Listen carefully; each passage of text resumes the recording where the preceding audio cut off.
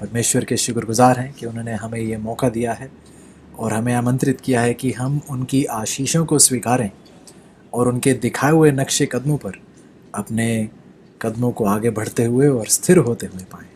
आइए अजीज़ों, एक बार फिर अपने सरों को झुकाएंगे और प्रार्थना के साथ बाइबल के अध्ययन में जाएंगे। आइए प्रार्थना करें। प्यारे परमेश्वर, हम एक बार फिर आपके सामने सरनगू हैं। आपकी हुजूरी में, आपकी उपस्थिति में हम आए हैं प्रभु, ये जानते हुए कि हमारा परमेश्वर एक सच्चा, जीवित, चमत्कारी, सर्वशक्तिमान, महान परमेश्वर है। धन्यवादी हैं प्रभु कि आपने हमें एक बार फिर पुकारा है। आपने एक बार फिर अपनी ताकत और अपनी सामर्थ्य से हमें जिलाया है और हमें ये मौका दिया है कि हम प्रार्थना में एक दूसरे के साथ जुड़ सकें।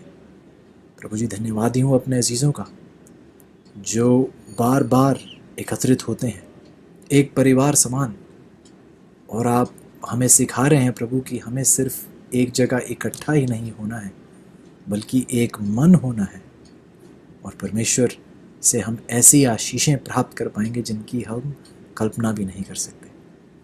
धन्यवादी हैं प्रभु इस प्रेयर, इस प्रार्थना की आशीष के लिए। धन्यवादी हैं कि आप चाहते हैं कि हम अपना दिल, जैसे पानी को उंडेला जाता है और कोई रुकावट नहीं होती, उसी तरह हम भी अपना दिल बेझिझक आपके सामने खोल कर रखें। धन्यवादी हैं प्रभु इस खास आशीष के लिए। आज एक बार फिर जब प्रार्थना के ही विषय में हम और पढ़ते चले जाएं, तो प्रभु जी हमें सिखाइएगा कि प्रार्थना कितनी बड़ी आशीष है और कैसी एक बड़ी बरकत है जो आपने हम पर उंडेली है। तो प्रभु जी एक बार फिर हमारे दिलों को नम्र करें, हमें दीन स्वभाव दें, ताकि हम प्रभु जी आप जैसे कोमल, दयालु बन सकें, ताकि दुनिया देखने वाली बन सके कि सच्चा जीवित परमेश्वर कौन है। एक बार फिर प्रभु जी आपकी पवित्र आत्मा की अगुवाई के लिए प्रार्थना करते हैं, विनती करते हैं कि हर पाप का कलंक हमारे से मिटाया जाए, ताकि हमारा ध्यान प्रभु की ओर पूरे तरीके से लगे। हर अजीज़ को बचा कर रखिएगा, किसी का ध्यान कहीं ना बटे, हम सबका ध्यान आपकी ओर लगा रहे, क्योंकि ये सारी आशीषें प्रभु जी हम आपके प्यारे बेटे प्रभु यीशु के नाम से मांगते हैं, आमीन। एक बार फिर आप सबका स्वागत है और प्रभु के बहुत शुक्रगुजार हैं, आमीन। यदि आप गौर करें तो प्रभु बार बार इतने मौके हमें देता है, ऐसे द्वार हमारे सामने खोलता है कि हम सब प्रभु की पूर्णता को प्राप्त कर पाएँ और उसी की सच्चाई से, उसकी महिमा से तृप्त होकर दुनिया को ये दिखाने वाले बन सकें कि हमारा परमेश्वर सचमुच में एक जीवित और बहुत जल्द आने वाला परमेश्वर है। आइए एक बार फिर अपने विचार लूका की 11 में और उसके पहले अध्याय में, बहुत सरल आज का पाठ है लेकिन बहुत महत्वपूर्ण है। लूका की 11 की 1 में बाइबल कहती है, फिर वह किसी जगह प्रार्थना कर रहा था। प्रभु यीशु का जिक्र किया जाता है कि प्रभु यीशु किसी जगह प्रार्थना कर रहे थे, और जब वह प्रार्थना कर चुके तो उसके चेलों में से एक ने उससे कहा, हे प्रभु, जैसे यूहन्ना ने अपने चेलों को प्रार्थना करना सिखलाया, वैसे ही हमें भी तू प्रार्थना करना सिखा दे। यदि आप ध्यान दें तो ऐसा नहीं है कि चेलों ने कभी प्रार्थना नहीं की थी और अब कह रहे थे कि हमें भी प्रार्थना करना सिखाइए। लेकिन जब उन्होंने प्रभु यीशु को प्रार्थना करते हुए देखा, और ऐसा भी नहीं है कि जिस तरीके से प्रभु यीशु प्रार्थना में बैठे हुए थे उस चीज से आकर्षित होकर उन्होंने बताया हमें भी ऐसे बैठना सिखाओ, नहीं। बाइबल जिस प्रकार से बताती है, शायद प्रभु यीशु शब्द जो थे प्रार्थना में, उनके शब्द ऊंची आवाज में थे, वह ऊंचे स्वर से वह शब्दों को बोल रहे थे। तो जब इन चेलों ने प्रभु यीशु को उन शब्दों को बोलते हुए सुना तो ऐसे प्रभावित हुए, जिस तरीके से प्रभु यीशु अपने पिता के सामने अपना दिल खोल रहे थे, उस सच्चाई से वे इतना प्रभावित हुए और उन्होंने प्रभु यीशु से कहा कि हमें भी ऐसी प्रार्थना करना सिखाइए। आप इतने करीबी रिश्ते से कैसे प्रार्थना कर पाते हैं, हमें भी प्रभु यीशु आप ऐसी प्रार्थना करना सिखाइए। हम देखते हैं चीज़ों की प्रभु यीशु को देखते हुए उन्हें इस बात का एहसास हुआ कि हमारी प्रार्थना तो कुछ नहीं है, हमारी प्रार्थना तो बिल्कुल बेकार है, हम क्या कर रहे थे अब तक।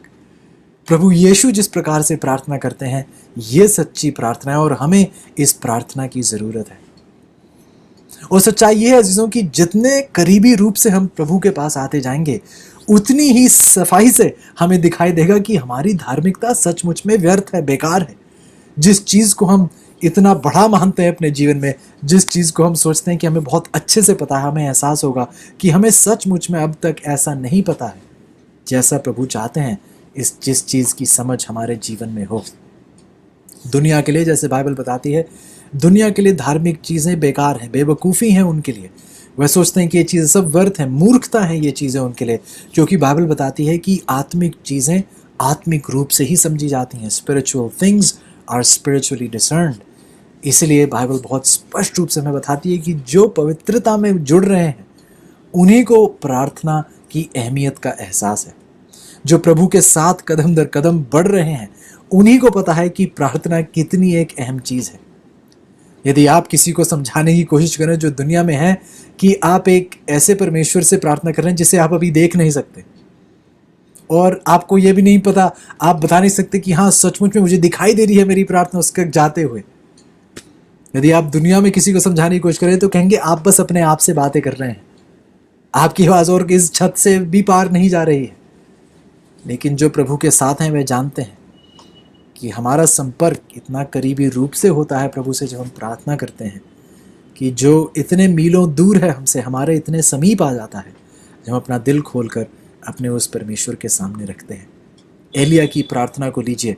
एलिया का जीवन कैसा एक प्रेरणा भरा जीवन है। उसके प्रार्थना का जीवन इतना प्रेरणा भरा जीवन है क्योंकि जब उसने प्रार्थना किया, याकूब की किताब में भी याकूब हमें दोबारा याद दिलाता है कि जब उसने प्रार्थना की तो 3.5 साल तक वर्षा नहीं हुई, और जब उसने दोबारा प्रार्थना की तो फिर वर्षा हुई और जो है फसल फिर एक बार से उगी। एलिया का आप उस तरीके से उदाहरण ले लीजिए।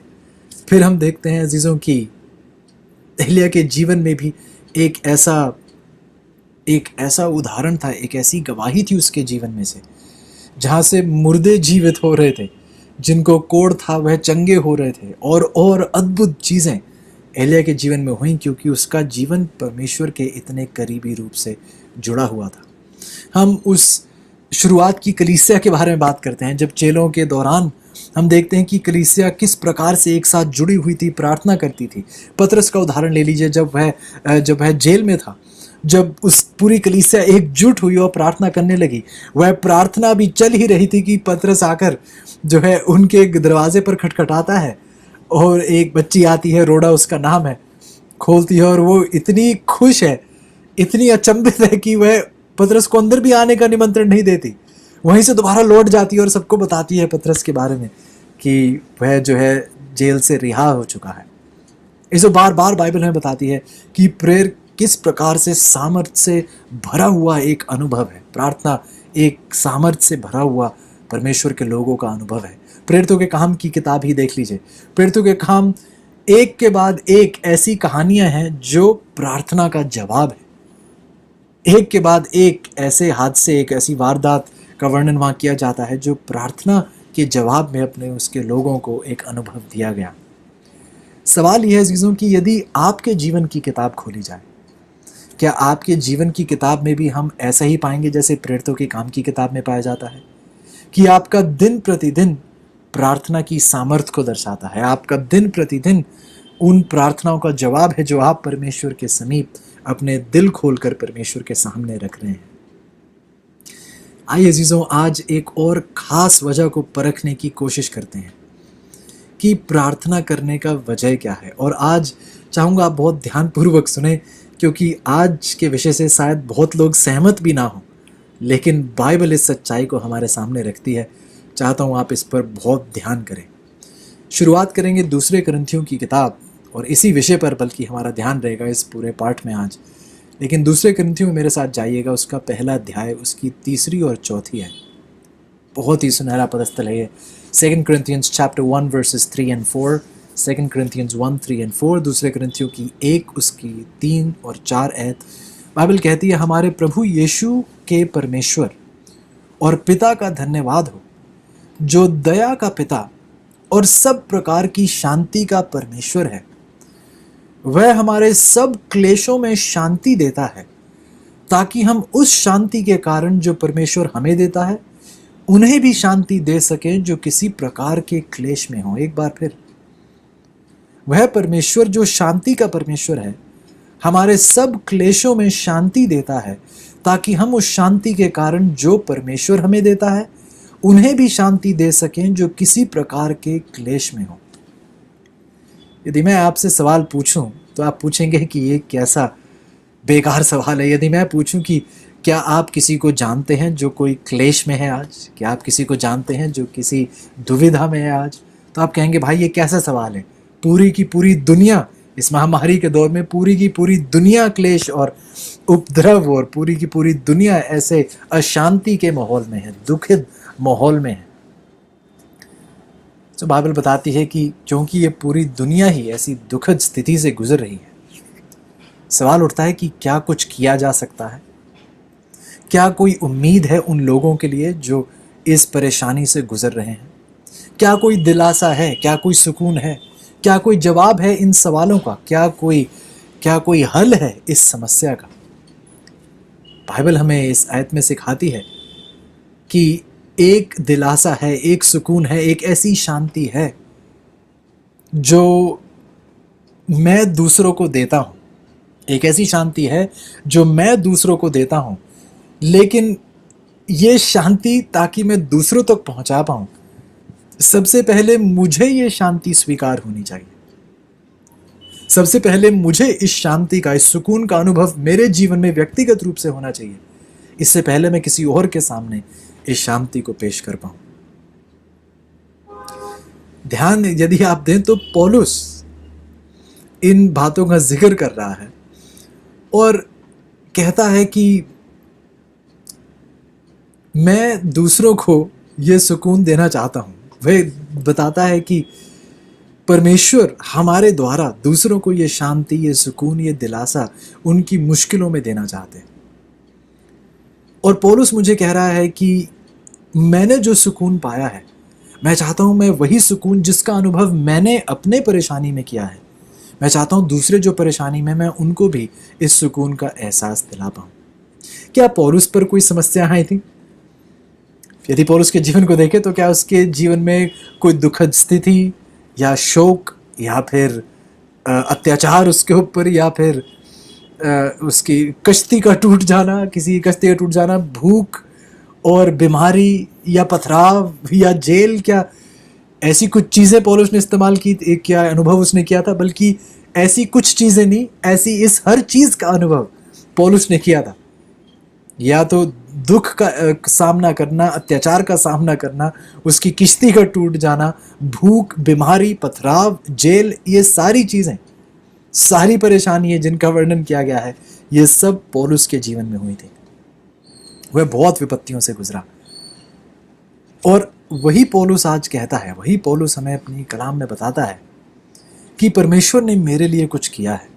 मेरी विपत्ति में, मेरी परिस्थितियों में परमेश्वर ने मेरे जीवन में कुछ किया है, और अब मैं उन लोगों की मदद कर सकता हूं जो मेरे ही जैसे अनुभव से गुजर रहे हैं। अब इससे बहुत ज़रूरी होगा कि हम इस बातों की गहराई को और अच्छे से परखें। यदि आप ध्यान दें कि जिन लोगों को आज आपकी सहायता की ज़रूरत है, वह लोग आपसे मीलों दूर नहीं बैठे हैं। सच्चाई तो यह है कि कई लोग आपके यहीं इसी प्रार्थना सभा में कई लोग मौजूद हैं जो किसी बहुत गहरी परेशानी, किसी क्लेश से गुजर रहे हैं और उन्हें आपकी मदद की ज़रूरत है। आपको याद होगा पिछले हफ्ते हम पढ़ रहे थे कि प्रार्थना का जवाब परमेश्वर कैसे देते हैं, जब 2 या 3 एक जगह इकट्ठे ही नहीं होते, बल्कि बाइबल कहती है जब 2 या 3 एक मन के होकर प्रार्थना करते हैं। जैसा हमने बताया चीज़ों कि हमारा यहाँ बड़ी संख्या में इकट्ठे होना का कोई मायने नहीं रखता है। यदि हम बड़ी संख्या पर ही घमंड कर रहे हैं तो ये प्रार्थना सभा किसी मतलब की नहीं है। परमेश्वर कहते हैं चाहे यहाँ 2 ही व्यक्ति क्यों ना हो, लेकिन यदि वह एक मन होकर प्रार्थना करेंगे तो परमेश्वर वहाँ अद्भुत कार्य करने के योग्य है। तो चीज़ों आइए कि यदि हम 80, 85, 90, 100 लोग हों, हम ऐसे लोग हों जिनके दिल एक दूसरे के साथ, एक मन एक दूसरे के साथ एक हो गए। पौलुस आज हमें सिखाने की कोशिश में है कि हमारे बीच ही लोगों को ज़रूरत है, और इस सहायता के लिए हमें ज़्यादा दूर जाने के लिए नहीं, अपने ही घर में, अपने ही पड़ोस में, अपनी ही प्रार्थना सभाओं में अजीज़ हैं जिन्हें परमेश्वर की उस सहायता, परमेश्वर की उस शांति, परमेश्वर के उस सुकून की ज़रूरत है। और परमेश्वर चाहते हैं कि हम उन तक पहुंच पाएं, उन तक ये सहायता, उन तक ये शांति हम पहुंचाने वाले बन पाएं। फिर हम पूछते हैं कि परमेश्वर ऐसा कैसा करेंगे, परमेश्वर ये उम्मीद कैसे उन तक पहुंचाएंगे। तो पौलुस हमें बता रहा है कि जो रास्ता जो परमेश्वर ने नियुक्त किया है दूसरों को मदद करने के लिए, उस रास्ते तक पहुंचने के लिए, उस सुकून तक पहुंचने के लिए, उस सुकून को दूसरों तक पहुंचाने के लिए, ध्यान से सुनिएगा, पौलुस कह रहा है उन सुकून को दूसरों तक पहुंचाने के लिए परमेश्वर मुझे उन्हीं जैसी विपत्तियों, परेशानियों, मुसीबतों, दिक्कतों, अड़चनों से गुजरने का मौका देता है और फिर मुझे उन मुसीबतों में मेरी मदद करता है, ताकि जब कोई मेरे पास आए और उस मुसीबत का हल मांगे तो मेरे पास परमेश्वर की शांति, उसकी सुकून, उसका हल हो, जिस प्रकार से परमेश्वर ने मुझे उस मुसीबत, उस परेशानी, उस दिक्कत में मुझे उसने अपना हल दिखाया। ध्यान से सुनेगा अजीजों, इस संदर्भ में हम प्रार्थना के अनुभव को समझना चाहते हैं। पौलुस कह रहा है कि हम दूसरों को सुकून, उन शांति, उनकी समस्या में तभी दे सकते हैं जब हमने अपनी परिस्थितियों में उस सुकून का अनुभव किया है। सवाल लेकिन यह अजीजों कि आप प्रार्थना का इस्तेमाल कैसे करते हैं? क्या आप प्रार्थना का इस्तेमाल करते हैं कि जब खाना खाना हो, कुछ लोग कहते हैं कि नहीं मैं तो खाना तक नहीं खाऊंगा यदि मैंने प्रार्थना ना की हो पहले। कुछ लोग कहेंगे कि सोने से पहले यदि मैं घुटने टेक कर अपने पापों का प्रायश्चित ना करूं, परमेश्वर को शुक्रगुजारी ना दूं उस पूरे दिन के लिए, तब तक मैं सो नहीं सकता हूं। और ये बहुत अच्छा है, सही है, और ऐसा लगातार होते रहना चाहिए। लेकिन जैसा हम पिछले हफ्ते पढ़ रहे थे डिज़ायर ऑफ एजेस, युगों की आशा की किताब में से हमने ये बहुत अहम एक वाक्य पढ़ा था। कोशिश करूंगा एक बार फिर आपके सामने इस वाक्य को रख सकूं। डिज़ायर ऑफ एजेस पेज 667 देखिएगा कि परमेश्वर के शब्द क्या है हमारे लिए, कि हर मुश्किल में, in every difficulty we are to see a call to prayer. हर मुश्किल में हमें प्रार्थना की एक पुकार सुनाई देनी चाहिए। हर मुश्किल प्रार्थना का एक निमंत्रण है। ध्यान से सुनिएगा, हर परेशानी, हर संकट प्रार्थना की एक पुकार है कि जिस किसी भी संकट में आप हो, हर परेशानी, कुछ परेशानियां नहीं, हर परेशानी एक पुकार है कि आप प्रार्थना की ओर आएं। जब आप खाने के लिए शुक्रगुजारी की प्रार्थना करते हैं तो अजीजों वो दुखद, वो परेशानी का माहौल नहीं है। आप तो खाना खाने लगे हैं, ये शुक्रगुजारी की प्रार्थना है। और ये ज़रूरी है कि हम परमेश्वर की से के आभारी रहें, उसको शुक्रगुजारी दें जो खाने से उसने हमें आशीषित किया है। ये बहुत सही है। लेकिन हम आज एक बहुत खास तरीके की प्रार्थना की बात कर रहे हैं। एक ऐसी प्रार्थना जो एक दी हुई परिस्थिति या परेशानी से उठती है। एक ऐसी प्रार्थना की पुकार जो परेशानियों से उठकर हमारे सामने रखी जाती है। आपके लिए परेशानी का क्या मतलब है? परमेश्वर के मुताबिक परेशानी की परिभाषा है प्रार्थना की पुकार। परमेश्वर के मुताबिक आपकी परिस्थितियां जो हैं उनकी परिभाषा है, यदि उनके लिए उनको आप एक परिभाषा में बताना चाहें तो परेशानियों की परिभाषा है प्रार्थना की पुकार। हर परेशानी में आपको प्रार्थना की पुकार पहचाननी आनी चाहिए। हर मुश्किल में आपको ये पहचानने की ताकत होनी चाहिए कि ये परेशानी उठी है, प्रार्थना की पुकार है। ये बहुत महत्वपूर्ण है समझना। और यदि आप इस सच्चाई को समझ जाएं तो आप अपनी मुश्किलों को एक बहुत ही सुनहरी रोशनी में देखेंगे। आप अपनी मुश्किलों को अपने अंधकार की नजरों के द्वारा नहीं, बल्कि परमेश्वर की उस महिमा के उसके प्रकाश, उस महिमा के ताकत से आप उन परेशानियों को पहचानने के योग्य हो पाएंगे। आप ये जान पाएंगे कि परमेश्वर जो अपने सिंहासन पे, और मैं इतने उसके सिंहासन से दूर हूं। प्रार्थना एक ऐसी, परेशानियां एक ऐसी पुकार है प्रार्थना की कि मैं उस इतने दूर रहने वाले परमेश्वर के भी इतना समीप आ सकता हूं। वाह! यदि आपको याद हो अजीजों, तो परमेश्वर देखते हैं मेरे जीवन को, किसी और के जीवन को, और देखते हैं कि ऐसा क्या होगा कि इनका ध्यान मेरी ओर आएगा। आइए एक छोटे बच्चे का उदाहरण ले लें। जब एक छोटा बच्चा बाहर खेल रहा होता है, जब तक वह खेलता रहता है, उसे माता पिता का कोई ख्याल नहीं होता, उसके लिए कोई और चीज़ मायने ही नहीं रखती है। वह बाहर मैदान में खेल रहा है अपने दोस्तों के साथ, उसे और किसी चीज़ की परवाह नहीं है। हमें याद है जब मैं और मेरे बड़े भाई जब हम छोटे थे, मेरे लिए ख़ास तौर से यदि माता पिता को मुझे एक पनिशमेंट देनी होती थी, सज़ा देनी होती थी, तो मारने पीटने से ज़्यादा उनकी सज़ा मिली होती थी, आज आप खेलने नहीं जा सकते। और जब वह ये कह देते थे कि आप खेलने नहीं जा सकते, तो मेरे लिए तो समझो बस दुनिया ख़त्म हो जाती थी कि अगर खेलने नहीं जा सकते तो ज़िंदगी किस काम की। यदि खेल नहीं सकते, आप बाहर नहीं जा सकते, कुछ खेल नहीं सकते दोस्तों के साथ, तो क्या फ़ायदा है। बहुत ही दुखद स्थिति होती थी। लेकिन वही बच्चा जब बाहर खेलने जाता है, जिसकी उसे इतनी चाह है, बाहर जब खेलने जाता है, जैसी उस बच्चे, तब तो सब कब माता पिता को उसे कोई ख्याल नहीं है, चाहे तो उसे वहां पूरी रात छोड़ दो, वह सोचेगा भी नहीं घर के बारे में। लेकिन अचानक से खेलते खेलते जब वह गिर जाता है, घुटना उसका छिल जाता है, और पता नहीं आप में से शायद किसी ने देखा होगा, जब वह बहुत छोटा था, मेरे घुटने हमेशा ताज़ा रहते थे घाव से, ताज़ा घाव हमेशा मौजूद रहते थे, क्योंकि गिरते थे और बहुत चोटें लगती थी। लेकिन जैसे ही चोट लगती है, तो उस बच्चे को सबसे पहले माता पिता का ही याद आती है। चोट लगते साथ ही उसे पता है कि अगर चोट लगी है तो एक ही जगह है जहां सहायता मिल सकती है, और वो है माता पिता। आपको उस बच्चे को सिखाने की ज़रूरत नहीं है। जब उसको चोट लगी होती है, दर्द होती है, तो रो रहा होता है, माता पिता का नाम ले रहा होता है, रो रहा होता है, मम्मी मम्मी चिल्ला रहा होता है। उसे किसी को उसे माता सिखाती नहीं है कि जब चोट लगे तो मेरा नाम पुकारना, ऐसा उसे किसी ने सिखाया नहीं है।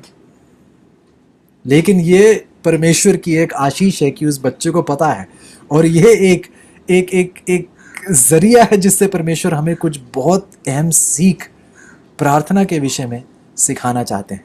जैसे ही बच्चे को चोट लगी, जैसे ही परेशानी उठी, उसके मुंह से क्या निकला? माँ का नाम निकला, या फिर अपने पिता का नाम निकला। एक बच्चे को इतना पता है, लेकिन शायद इसलिए प्रभु कैसे हमें कहते हैं कि हमें बच्चे की तरह होने की ज़रूरत है, यदि हमें उस स्वर्ग के राज्य में कदम रखना है।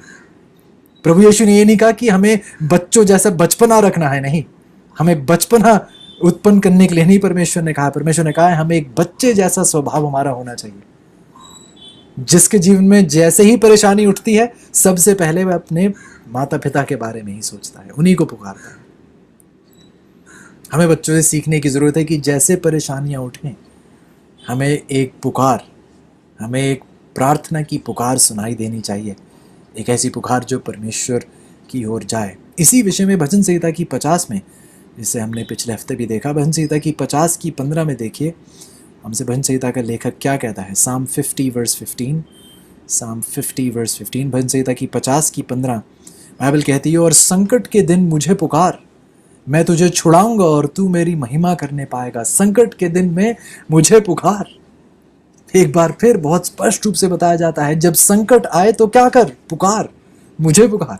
जैसे एक छोटा बच्चा जब उस पर संकट आता है, वह अपने पिता को पुकारता है, जब आप पर संकट आए तो मुझे पुकारिए। पिछले हफ्ते हमने ये भी पढ़ा, बहन एंड वाइट हमें बहुत स्पष्ट शब्दों में बताती हैं कि जब मुसीबतें उठती हैं तो उनकी हल करने की कोशिश ना करें। ध्यान से सुनिएगा अजीज़ों, जब मुश्किलें आ खड़ी होती हैं तो उनको हल करने की कोशिश ना करें। ऐसा हमने पढ़ा पिछले हफ्ते कि ये गलत है, आप समय बर्बाद कर रहे हैं, आप अपनी ताकत, अपनी सामर्थ, आप ऐसी कोशिश में लगे हैं जिसका कोई हल नहीं निकल सकता। जब मुश्किलें उठती हैं तो आप खुद हल करने की कोशिश ना करें। जैसे ही मुसीबतें उठती हैं, सबसे पहले परमेश्वर को याद करें। लेकिन जैसा हमारा स्वभाव है, हम कोशिश करते हैं, दूसरों को बुलाते हैं, जब किसी से नहीं होता तब हम प्रार्थना करते हैं। लेकिन अभी अभी हमने क्या पढ़ा? हर परेशानी प्रार्थना की एक पुकार है। आइए हम इस सच्चाई को सीखें अजीज़ों, आइए हम सीखें कि हमें परमेश्वर को पुकारने की ज़रूरत है। लेकिन परमेश्वर को पुकारने के बजाय, और जब, ध्यान से सुनिए, जब परेशानी में हम परमेश्वर को पुकारना नहीं सीखते हैं, पिछले हफ्ते हमने भी पढ़ा कि हमें इस बात को एक आदत बनाना चाहिए।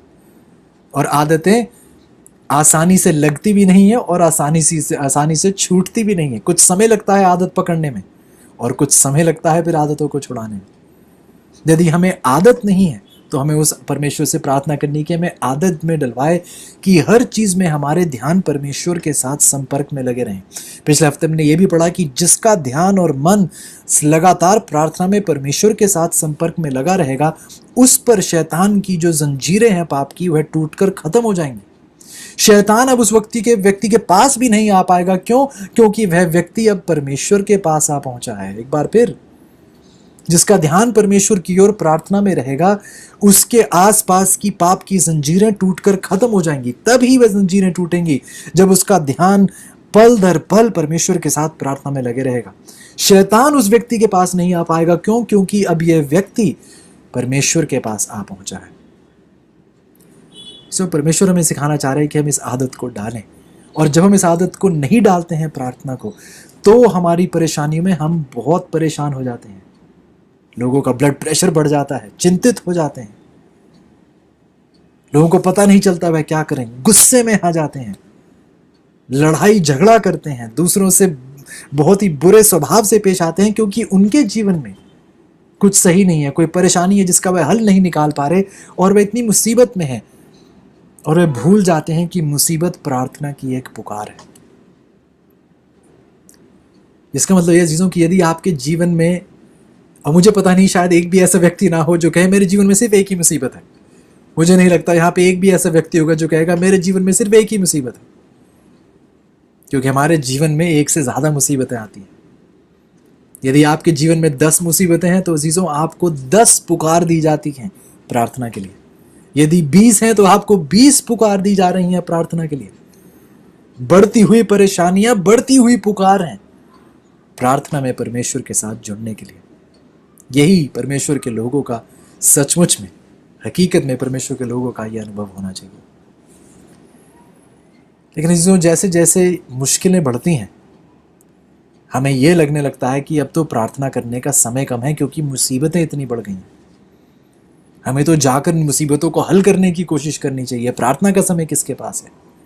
मैंने बीते कल में भी आपको बताया है, कॉलेज में जब मैं पढ़ता था, एडमिनिस्ट्रेशन ऑफिस में सामने ही, रजिस्ट्रार ऑफिस में सामने एक कोट लगा हुआ था, जो कहता था, जो लिखा गया था कि मैं रोज़ 1 घंटे प्रार्थना करता हूँ, सिवाय उस दिन जब मेरे पास बहुत कुछ होता है करने को, उस दिन मैं 2 घंटे प्रार्थना करता हूँ। रोज़ 1 घंटे प्रार्थना करता हूँ, लेकिन जिस दिन बहुत ज़्यादा काम होता है करने को, उस दिन मैं 2 घंटे प्रार्थना करता हूँ, क्योंकि उसे पता है व्यक्ति को कि आज ये सारा काम मेरा ध्यान परमेश्वर से जुदा कर देगा। और पिछले हफ्ते हम इसी बात को पढ़ रहे थे कि परमेश्वर कहते हैं हमें आदत डालनी चाहिए कि हमारे विचार परमेश्वर के साथ संपर्क में, प्रार्थना में जुड़े रहें। उसी व्यक्ति के जीवन में शैतान की ताकत का कोई भी ताकत, उसके शैतान की ताकत उसके ऊपर हावी नहीं हो पाएगी, क्योंकि वह परमेश्वर में जुड़ चुका है। परमेश्वर चाहते हैं कि हम इस आदत को अपने जीवन में और बढ़ोतरी दें। तो आज हम समझना चाहते हैं इस प्रार्थना के विज्ञान को, जो परमेश्वर हमें स्वर्ग से सिखाना चाहते हैं, और इसकी सामर्थ्य हमें भरपूरियत से हमें देना चाहते हैं। एक ऐसी संस्था है प्रार्थना, जिसमें परमेश्वर के लोग जुड़कर अपनी समस्याओं का हल प्राप्त कर सकते हैं। और अजीजों, यदि आप समस्याओं का हल प्राप्त करने के केंद्र बिंदु को देखें तो वो प्रार्थना ही है। प्रार्थना ही आपकी समस्याओं का केंद्र बिंदु है। उसके आपकी समस्याओं का हल का केंद्र बिंदु प्रार्थना ही है। यदि आप इस प्रार्थना को अपनी मुसीबतों से अलग कर देंगे तो आप मुसीबतों से ही घिरे रहेंगे और परेशान और नाराज और बहुत दुखद स्थिति में रहेंगे। लेकिन आज हम अपने ही घर के नौजवानों को, अपनी कलीसिया के नौजवानों को कहते हैं कि हाँ, आप ये डिग्री सीखिए, इस विज्ञान के पीछे जाइए, इस विज्ञान के पीछे जाइए। लेकिन आप में से कितने हैं जो अपने बच्चों को, अपनी कलीसिया को, अपने अजीज़ों को प्रार्थना के विज्ञान के बारे में सिखाते हैं, प्रार्थना की सच्चाई के बारे में सिखाते हैं? ये एक विज्ञान है जिसे हर व्यक्ति को इसके पीछे जाना चाहिए, इसकी खोज में रहना चाहिए। और अजीज़ों, ये ऐसी प्रार्थना नहीं है जिसके बारे में शायद हम सुनते हैं। बहुत से लोग हैं जो किताबें लिखते हैं, आपने शायद देखी होंगी ये किताबें, किताबों का विषय होता है, उसका मेन टाइटल उसका होता है how to get your prayers answered, अपनी प्रार्थनाओं का जवाब कैसे प्राप्त करना है। और सचमुच में यदि आप इन लिखी हुई किताबें देखें तो चीज़ों इनकी किताबें ये नहीं बता रही हैं कि प्रार्थना क्या है, ये बस यही सिखा रहे हैं कि प्रार्थना का जादू टोना कैसा है जिसे करने से आपको वह मिल पाएगा जो आपके स्वार्थी दिल को चाहिए। इन किताबों का सच्ची प्रार्थना से कोई लेना देना नहीं है। ये प्रार्थनाएं आपको ये सिखा रही हैं कि आपके स्वार्थी दिल को जो चाहिए, यदि आपने परमेश्वर से अपनी मर्जी मनवानी है तो आपको ऐसा ऐसा करना चाहिए। ये सचमुच में अजीजों बुत परस्ती है, इसका मसीही सच्ची प्रार्थना से कोई लेना देना नहीं। और आज हम ऐसी प्रार्थना के विषय में बात करने वाले भी नहीं। मैं चाहूँगा मैं आपके सामने एक कहानी पेश करूँ। सच्ची कहानी है, कई साल पहलों की कहानी है, लेकिन एक सच्ची कहानी है। और जिस अध्याय का हमने वर्णन किया 2 कुरिन्थियों की 1-3 और 4, उसी पर यह कहानी आधारित है। बहुत ध्यान से सुनेगा, सच्ची कहानी है।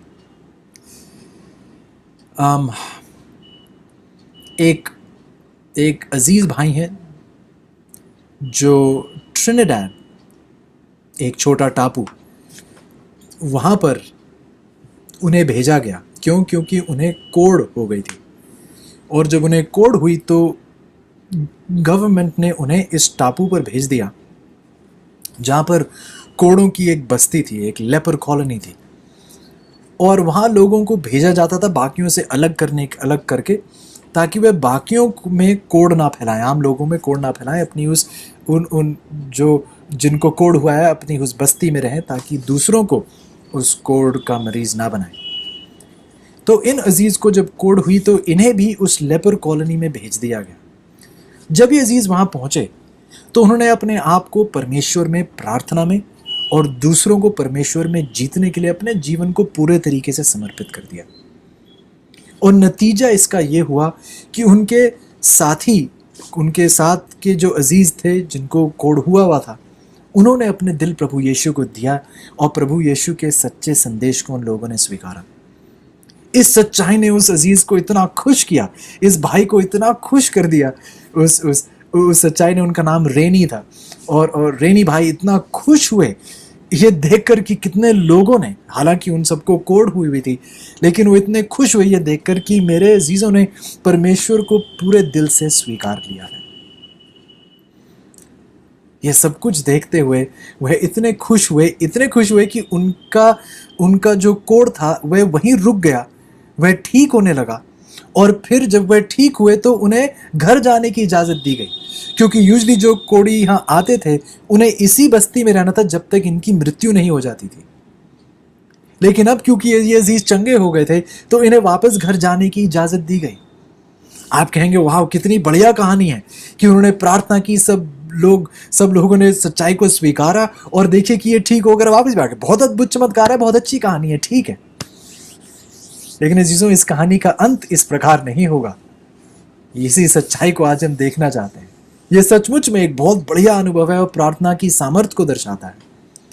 लेकिन जब रेनी भाई वापस अपने घर पहुंचे तो उन्हें यह खबर मिली कि जो नए मसीही में जुड़े थे, जो नए विश्वासी थे, जो मसीह में जुड़े थे, जिन्होंने मसीह को स्वीकारा था, उनमें से कुछ लोग जो है फिसल कर वापस अपने पुराने रास्तों में जा रहे हैं, मुड़कर दोबारा दुनिया की ओर उन्होंने देखना शुरू कर दिया है। जब रेनी भाई को यह पता चला तो उनका दिल बहुत ही यह सुनकर परेशान हुआ। उनके दिल को दुख पहुंचा कि ऐसा मेरे अजीज़ों के साथ हो रहा है। फिर वह संजीदगी के साथ, गंभीरता के साथ परमेश्वर के साथ प्रार्थना में फिर जुड़े और वह पूछने लगे, परमेश्वर से ये पूछने लगे, प्रार्थना करने लगे इन लोगों के लिए, ताकि वह उस परमेश्वर के संदेश में दोबारा जीते जाएं। और वह उनके लिए लगातार प्रार्थना करते रहे और प्रार्थना करते करते उन्हें यह एहसास हुआ कि कुछ किया जाना चाहिए उन लोगों के लिए जो प्रभु को छोड़कर दोबारा दुनियावी रास्ते में चले गए। बहुत प्रार्थना करने के बाद, ध्यान से सुनिएगा, बहुत प्रार्थना करने के बाद उनको जवाब मिला परमेश्वर का। उन्हें जवाब मिला कि यही वो व्यक्ति हैं जो उनके साथ काम कर चुके हैं। रेनी भाई को इस बात का एहसास हुआ, परमेश्वर का जवाब आया कि आप ही उनकी समस्याओं को, उनकी कमजोरी को, उनकी परेशानी को, कोड़ कैसी होती है ये आप ही समझते हैं, और आप ही सबसे सही व्यक्ति होंगे उनकी मदद करने के लिए, उनको वापस सच्चाई में जीतने के लिए आप ही सबसे बढ़िया व्यक्ति होंगे। तो क्या आप मानेंगे कि अब रेनी भाई किस चीज की प्रार्थना कर रहे थे? अब रेनी भाई ने दोबारा प्रार्थना करनी शुरू की और वह परमेश्वर से कहने लगे, प्रभु जी मैं आपसे विनती करता हूं कि जो कोड़ मेरे शरीर से चंगी हो गई थी, आप एक बार फिर मुझे कोड़ दे दें, ताकि गवर्नमेंट जो है, सरकार जो है, मुझे दोबारा उसी कोड़ियों की बस्ती में दोबारा भेज दे। रेनी भाई अब दोबारा परमेश्वर से प्रार्थना कर रहे थे कि प्रभु जो कोड़ मेरे शरीर से खत्म हो गया है, कृपया करके उसे वापस भेज दें, क्योंकि मैं अपने अजीजों को सच्चाई में प्रभु यीशु में जीतना चाहता हूं। क्या आप यकीन मानेंगे कि प्रभु ने उसकी प्रार्थना का जवाब दिया और कोड़ उसके ऊपर दोबारा आ गया। और जब उसे दोबारा कोड़ हुआ तो सरकार ने उसे दोबारा उस कोड़ियों की बस्ती में भेज दिया। जब उसे वहां भेजा गया तो सच्चाई में, हकीकत में प्रभु की सामर्थ के द्वारा जो लोगों ने सच्चाई को छोड़ दिया था, सिर्फ वही नहीं जीते गए, और भी कई अविश्वासी अजीज जो है वह सच्चाई में जुड़े। और रेनी भाई इतने खुश हुए, और उसके बाद भी रेनी भाई लगातार वहीं रहे, उनके शरीर पर कोड़ रही, वह वहीं रहे और लोगों को जीतते रहे परमेश्वर के लिए, लोगों की सेवकाई वहीं पे करते रहे।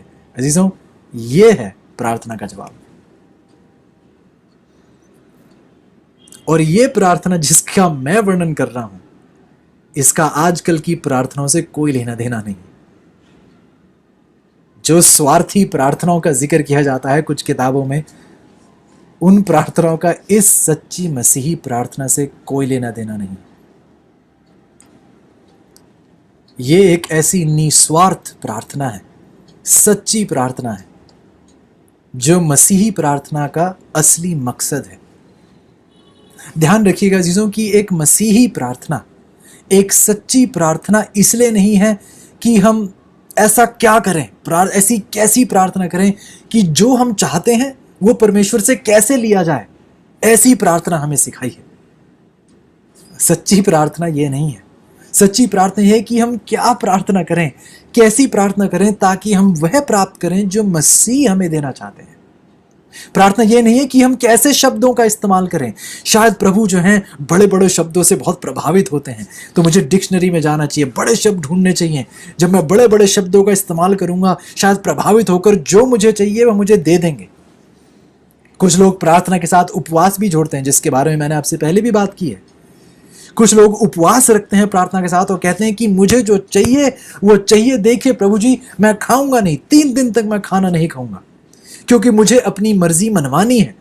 आप मेरी परेशानी देखकर, मुझे देखकर कि मैं देखिए बिना खाने के तड़प रहा हूं, ये देखकर अब शायद जरूर आप मेरी प्रार्थना का जवाब दे देंगे। अजीजों, मैंने पहले भी आपको बताया है, इसे उपवास नहीं, इसे भूख हड़ताल कहा जाता है।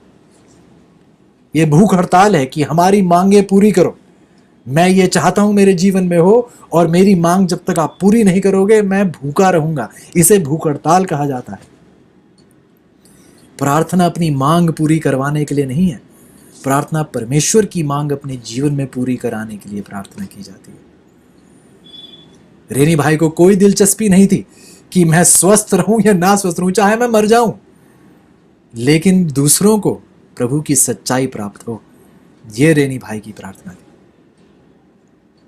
एक निस्वार्थ प्रार्थना जो अपने ऊपर निर्भर नहीं थी। और मैं कह रहा हूं कि शायद बहुत से लोग इस विषय से आज सहमत नहीं होंगे कि ये ऐसी अजीब प्रार्थना कौन करता है। वो भूखे प्यासे लोग करते हैं अजीजों, जिन्हें अपनी परवाह नहीं, दूसरों के उद्धार की परवाह है, जो दूसरों को परमेश्वर में जीतता हुआ देखना चाहते हैं, वह लोग ऐसी प्रार्थना करते हैं। इसलिए आपको ये बहुत अजीब लगे। इसलिए प्रभु यीशु भी जब उस गेत्सेमनी के बगीचे में थे, प्रभु यीशु ने भी अपने पिता के सामने यही कहा कि प्रभु जी मेरी मर्जी नहीं, मैं अपनी मांग पूरी करवाने के लिए नहीं आता हूं हर रात प्रार्थना में। प्रभु यीशु ने अपने पिता से कहा, प्रभु मेरी मर्जी नहीं, आपकी मर्जी पूरी हो। प्रार्थना अपनी मर्जी मनवाने के लिए नहीं की जाती है, प्रार्थना प्रभु की मर्जी हमारे जीवन में पूरी हो इसलिए की जाती है। ये जो बुरा मत मानिएगा, लेकिन अपनी प्रार्थना परख के देखिए, अपनी दिन प्रतिदिन की प्रार्थना को परख के देखिए, क्या आप भी कहीं मर्जी मनवाने में तो नहीं लगे हुए? क्या आप भी कहीं अपनी चलानी है और मेरे ही मुताबिक मेरा जीवन चलना चाहिए, इसे मनवाने के लिए मैं प्रार्थना करता हूं? ऐसा ना हो चीज़ों की कहीं आपकी प्रार्थना भी इसी दुनियावी विचार पर कायम हो। हर परेशानी में हमें क्या सुनाई देता है? प्रार्थना की एक पुकार सुनाई देनी चाहिए हर परेशानी में। और फिर हम देखते हैं कि प्रार्थना करने का मकसद क्या है। प्रार्थना के लिए पुकारने का मकसद, हर मुसीबत प्रार्थना की एक पुकार है, लेकिन प्रार्थना में पुकारे जाने का मकसद क्या है परमेश्वर का? क्या इसलिए है कि हम प्रार्थना में आए, जैसे एटीएम में जाते हैं, कुछ नंबर बटन दबाएं और जो चाहिए वहां से निकल आता है, जितने पैसे चाहिए उतने निकल आते हैं? क्या इसलिए परमेश्वर हमें प्रार्थना में पुकारते हैं? अरे मुसीबतें आती हैं, ओ प्रार्थना में जाइए। प्रार्थना कैसी है? एटीएम में जाके कुछ बटन दबाइए, बड़े शब्द इस्तेमाल कीजिए, जो चाहिए उसमें से निकल आएगा। यह प्रार्थना नहीं है। या प्रार्थना जैसे दिखाया जाता है कि कोई एक दीवट है, उसे आप रगड़ेंगे तो कोई जीनी निकलेगा, जो चाहिए उसमें से मांगे वो उसे आप दे देगा। क्या परमेश्वर ये है कि जो मैं मांगूंगा परमेश्वर वैसा ही मुझे देगा? क्या अपनी मांग पूरी करवाने के लिए है प्रार्थना? यदि अपनी मांग, ध्यान से सुनेगा, यदि प्रार्थना सचमुच में मांग पूरी करवाने का जरिया होता तो आज इस दुनिया में जितने भी स्वार्थी लोग हैं वह सबसे प्रार्थना पूर्वक लोग होते। यदि प्रार्थना अपनी मांग पूरी करवाने का जरिया होता तो आज जितने भी स्वार्थी लोग हैं दुनिया में वह सबसे ज्यादा प्रार्थना में लगे होते, क्योंकि प्रार्थना से अपनी मांग पूरी करवाई जा सकती है। कोई कहता है कि अरे ये कैसी फिर प्रार्थना हुई? ये प्रार्थना ही कैसी जो आपको वो ना दे सके जिस चीज की आपको जरूरत हो?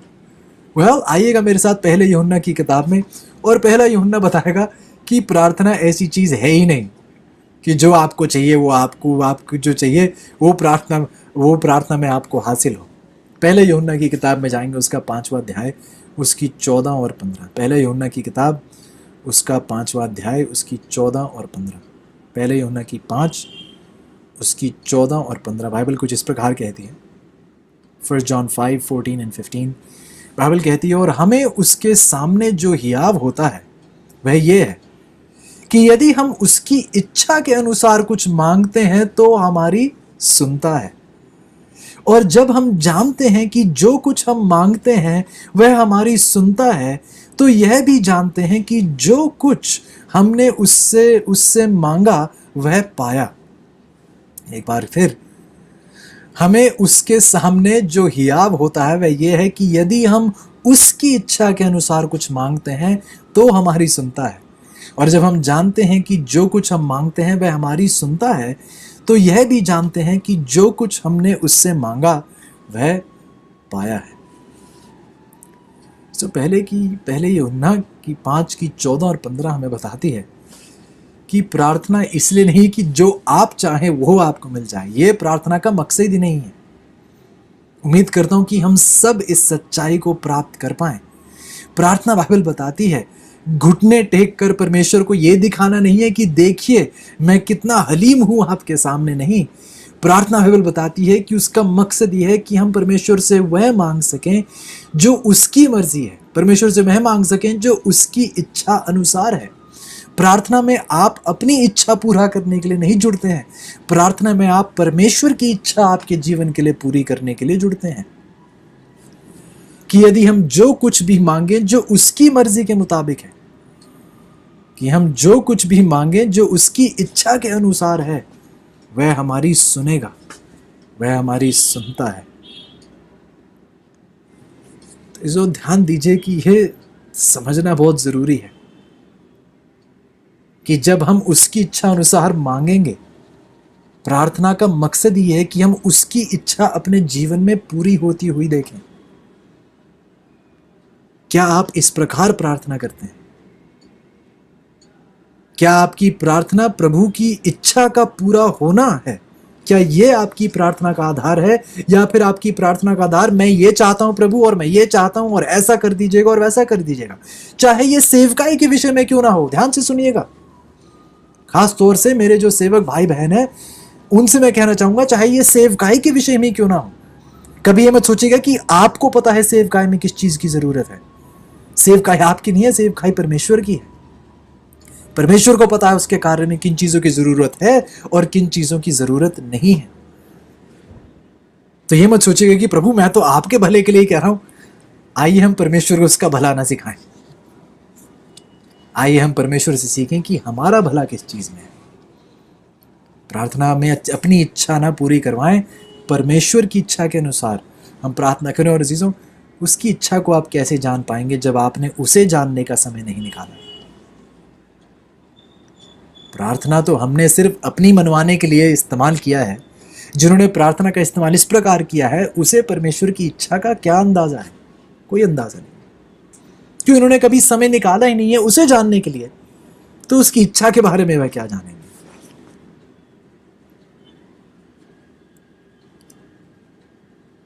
सो ये मकसद ही नहीं है प्रार्थना का।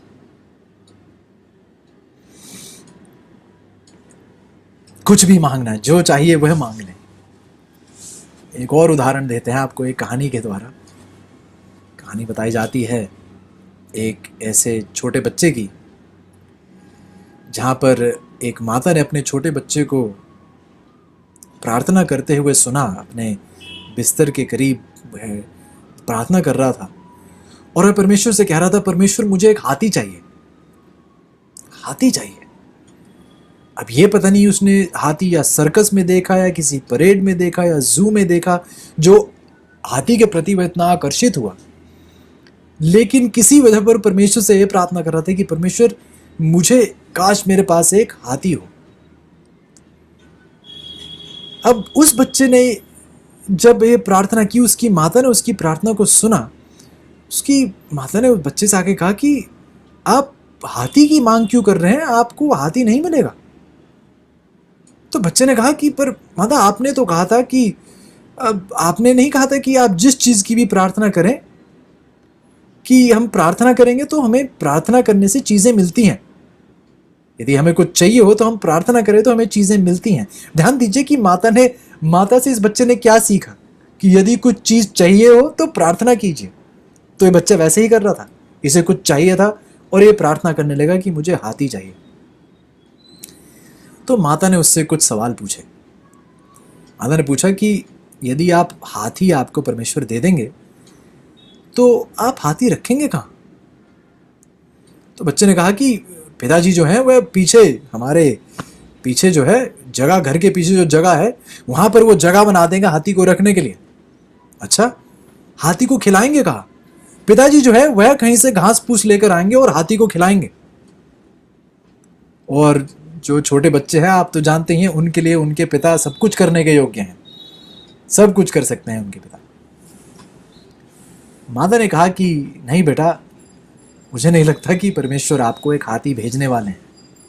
अब आप क्या कहते हैं जीजो? क्या आपको लगता है परमेश्वर ने इस बच्चे के लिए एक हाथी भेजा? आपको क्या लगता है? वह हाथी की प्रार्थना कर रहा था, क्या परमेश्वर ने उसको एक हाथी भेजा? नहीं भेजा।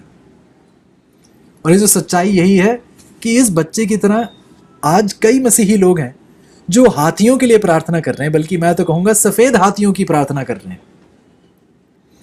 ऐसे सफेद हाथी जो अगर मिल भी जाएं तो उन्हें पता नहीं चलेगा उनके साथ क्या करना है। उन्हें यह पता है कि अगर हाथी हो तो हाँ, पिताजी ऐसा कर लेंगे, हम उसी प्रकार से। जैसे छोटा बच्चा कहता है, उसको नहीं पता था, यदि उसको ख्याल रखना होता एक हाथी का, इतना खाना उसे देना होता, उसे नहलाना होता, उसे साफ रखना होता, उसका ख्याल रखना पड़ता। यदि एक दिन भी ये बच्चा करता तो दोबारा कभी प्रार्थना ना करता हाथी की। लेकिन उसने सब किस पर डाल दिया था? पिताजी करेंगे, पिताजी खिलाएंगे, पिताजी सब कुछ तैयार करेंगे, तो मैं तो बस आनंद लूंगा हाथी का। उसी प्रकार कई सारे मसीही लोग सफेद हाथियों की प्रार्थना करते हैं कि प्रभु मुझे ये भी चाहिए, ये भी चाहिए, और प्रभु उस चीजों को नहीं देते हैं क्योंकि प्रभु जानते हैं कि आपको पता ही नहीं है आप मांग क्या रहे हैं। कितनी चीज़ें हैं जो परमेश्वर आज हमें हमारे जीवन में नहीं देते हैं, क्योंकि उन्हें पता है कि उन चीज़ों की हमें समझ ही नहीं है कि हम मांग क्या रहे हैं। लेकिन एक और भी तरीका है परमेश्वर का। कई बार परमेश्वर हमारे सफ़ेद हाथी हमें दे देते हैं। क्या कोई मेरे से सहमत है? यहाँ कई लोग हैं जो शायद इस बात की गवाही दे सके कि हाँ, मैंने सफ़ेद हाथी मांगा, परमेश्वर ने दे दिया, ताकि मुझे सिखा सके आप ये मांग रहे थे ना, तो ले लीजिए। कई बार परमेश्वर हमें हमारे सफ़ेद हाथी दे देते हैं ताकि हमें इस बात का एहसास हो कि ओ ये मैंने क्या मांग लिया। क्यों? परमेश्वर देने के द्वारा ये सिखाते हैं कि जब आप अपनी मर्जी के द्वारा अपनी मर्जी के मुताबिक मांगते हैं तो ऐसा होता है। परमेश्वर वह चीजें होने देते हैं।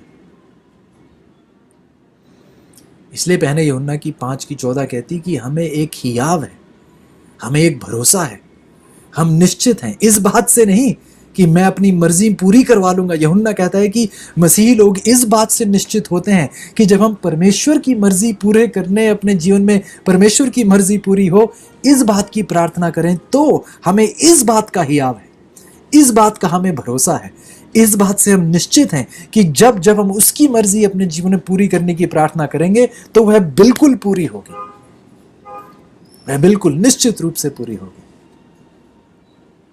वह निश्चित रूप से पूरी होगी। ऐसो आज आप सबसे बस यही विनती है कि आइए हम प्रार्थना में परमेश्वर को उस जीवन की श्वास फूंकने की इजाजत दें, ताकि हमारी मरी हुई दुआएं सच्ची प्रार्थना का रूप धारण करें, सच्ची प्रार्थनाएं बने, जहां पर हम परमेश्वर से खरीदारी की एक लिस्ट तैयार कर उसके सामने ना रख दें, बल्कि एक खाली पेपर लेकर जाएं, खाली कागज लेकर जाएं और कहें, प्रभु जैसा आपको इस पर लिखना है आप लिखें, आप लिस्ट तैयार करें मेरे जीवन की कि मेरे जीवन में से ये सारी चीजें निकलनी चाहिए और ये सारी चीजें जुड़नी चाहिए।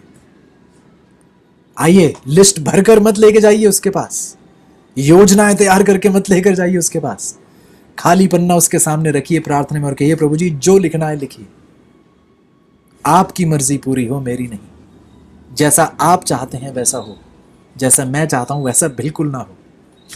सच मानिएगा अजीजों, यदि आप अपनी मर्जी पूरी करवाएं और हर बारी यदि परमेश्वर आपकी मर्जी पूरी होने दें, तो आप प्रार्थना करना ही छोड़ देंगे। आइए हम परमेश्वर की ओर शुक्रगुजारी में आए और उसको धन्यवाद ही दें कि परमेश्वर